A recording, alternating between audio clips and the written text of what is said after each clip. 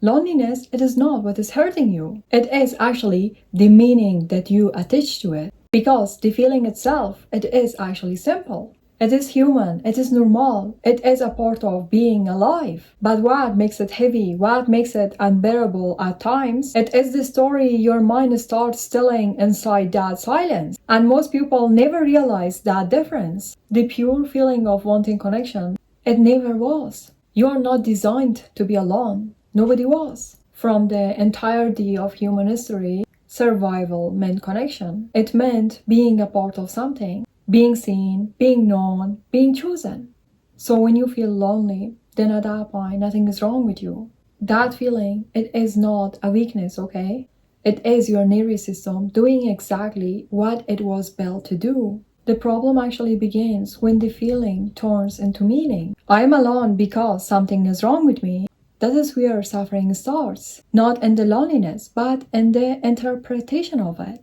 And here's where everything gets more complicated. The feeling actually itself, that is something a person can live inside and still have a full, meaningful, good life. What is not survival is the story that you attach to it. And almost everyone attaches a story. Because the human mind cannot hold on an uncomfortable feeling without reaching for an explanation. And that explanation, it reaches for almost every time, turns the feeling into evidence about you. The story says the fact that you're alone, it means something. It is a proof of something. It is confirmation of a verdict that was handed down somewhere earlier in your life by someone who had no idea what you were talking about. But those words landed anyway and took root somewhere deep. The story that says you're not interesting enough, you're not easy to love, not the kind of person that people chooses or stay, that something about you is wrong. And that is why people never come and choose to stay. And you know, the cruelest part of this story is how true it feels. Like finally seeing yourself clearly, in a state of true, a flattering filter, like realism. But you know it is not honest.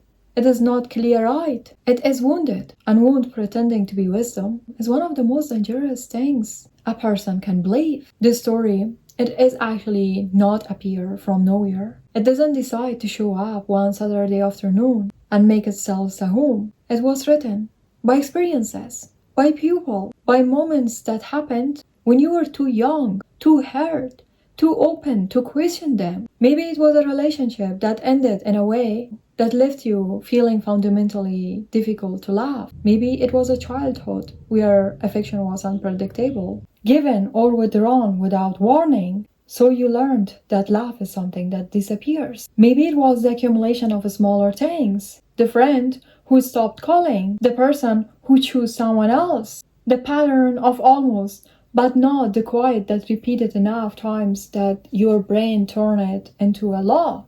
Your mind looked at all of the evidence and it drew a conclusion. And it felt that conclusion somewhere so deep that you stopped noticing it was a conclusion at all. It just became the truth. And now when the loneliness comes, you don't just feel it. You use it as a more evidence, as one more night added to the case file you have been building against yourself for years. And here is what actually that costs you. Every time you reach for someone from that place, from the place of the story, from the place I need to prove this wrong, from the place that maybe this person will be the evidence, you know at that point, you are not actually choosing them because they are right. You are choosing them because you need them to fix something inside of you, something that they do not break and they are not able to repair. But you are expecting them to do the work, and that never works. And when it doesn't work, the story even becomes more louder. And the next time, you reach from an event, even more desperate place. And the cycle continues. Not because there is something wrong with you or you are unlucky, but because this story, it is actually running underneath of everything else. Here is something that I really want you to understand. Desperation is not just an uncomfortable feeling. It is a filter remover. A person who is stable, who can sit with loneliness without it becoming unbearable, has standards. He or she is patient. They have the ability to recognize what is wrong before they are already too far in. They can actually say no quietly without drama. without the version of no that costs them 3 months recovery afterward. Because they can afford to. Because the alternative to the strong person is their own company. And their own company, while not perfect, while always not comfortable, is something they have learned to survive. But a person who is desperate cannot wait. Because there is nothing lonelier than being in the wrong relationship and knowing it, and still staying there anyway. Because you're more afraid of the quiet than you're of the cost. You know, every wrong connection that you hold on to is actually taking up space in your life. Not just time, not just attention, not just energy, but the actual space where something real can exist. And almost is one of the most expansive kind of a space there is. It feels close enough to stay, but never real enough to be safe. So your mind stays occupied all the time, thinking about them, wondering, wanting, replaying messages, search for the clarity that never fully comes.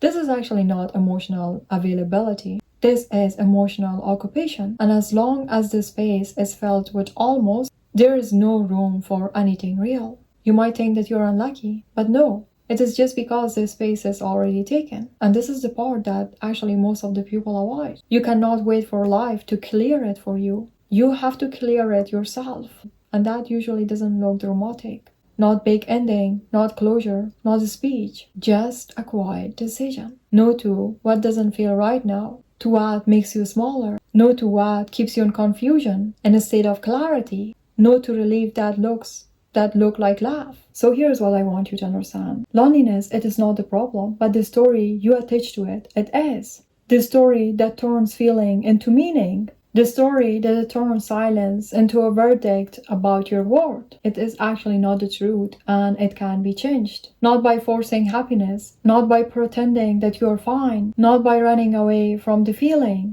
but by learning to sit inside it without letting it to decide for you, to feel loneliness without becoming it, to hold longing without lowering your standards, to stay in the quiet without filling it with almost. Because a person who learned that, who can be alone without being desperate, does not settle. And a person who does not settle eventually will find what is real. And you, right now, you are enough without anyone to come into your life and give you the feeling of being complete, because you are complete. If you're new to the channel, do not forget to subscribe for more videos. Now, if you want to know how to stop being lonely, do not forget to watch this video. See you there.